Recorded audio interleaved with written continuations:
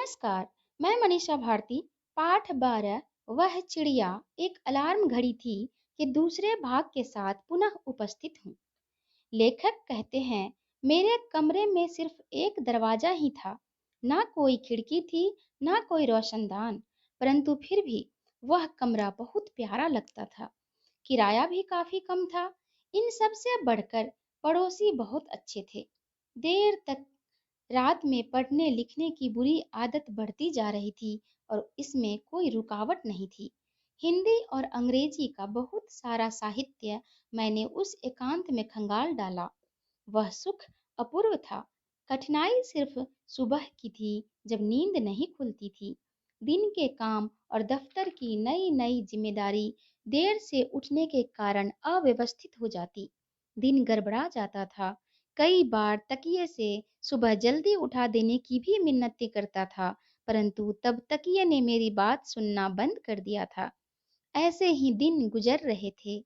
अपनी किताबों की दुनिया में खोया मैं इतना बेखबर था कि कब एक चिड़िया कमरे के खुले दरवाजे से कमरे में आकर दीवार पर लगी पंत जी की तस्वीर के पीछे अपना घोंसला बनाने लगी, मुझे पता नहीं चला। जब पता चला, तब तक उसका अपने घोंसले में गृह प्रवेश हो चुका था और वहां वह अपनी गृहस्थी जमा चुकी थी। शाम को देर तक मेरा दरवाजा खुला रहता था, इसलिए खिड़की या रोशनदान न होने के बावजूद भी वह चिड़िया आराम से पधार जाती, अपने घोंसले में आराम करती।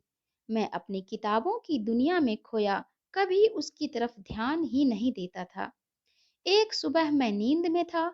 चिड़िया मेरे पलंग के सिरहाने बैठकर एक अलग तरह की झुंझलाहट से भरी ची ची कर रही थी।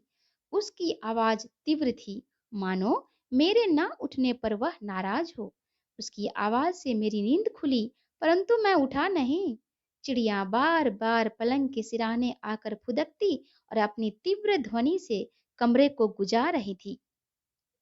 मैं कुछ समझा नहीं, परंतु उठकर दरवाजा खोला तो वह बाहर चली गई। मैं तब समझा कि सुबह सुबह चिड़िया को बाहर जाना होता है। घोंसला तो उसका केवल रात भर का आश्रय है। दिन में वह घोंसले में आराम से पड़ी नहीं रहती। छुट्टी के दिन हम घर में भले ही पड़े रहे, चिड़िया को दिन में घोंसले में रहना नहीं सुहाता।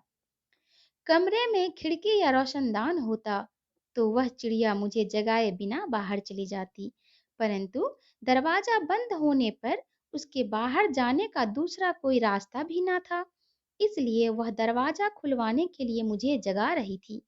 मेरे ना जागने पर वह नाराज भी हो रही थी।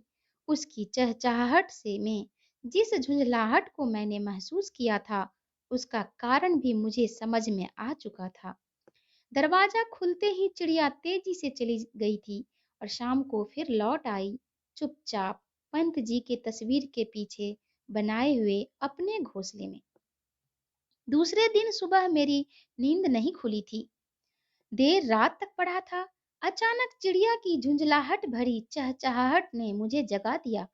पलंग के सिरहाने बैठी वह चिड़िया मुझे गुस्से से देख रही थी, मानो मेरे देर तक सोने के कारण वह मुझसे नाराज हो। मैं थोड़ी देर उसकी चहचहाहट का आनंद लेता रहा। उसने मेरी रजाई का कोना चोंच से पकड़कर खींचा। वह मुझसे जरा भी नहीं डर रही थी। वह रजाई के उस हिस्से पर आ बैठी जो मेरे सीने पर था।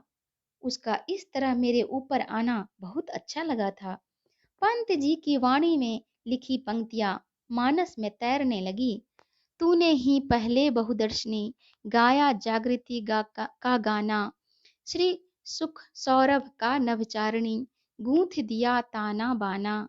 खुले पलक फैली सुवर्ण छवि, खिली सुरभि डोले मधुबाल, स्पंदन कंपन और नवजीवन सीखा जग ने अपनाना। सचमुच उस सुबह पलकें खुलने पर ऐसा ही लगा जैसे किसी ने जागृति का गीत गाया हो। उस नभचारिणी ने सचमुच श्री सुख सौरभ का ताना बाना उस सूने कमरे में गूंथ दिया था।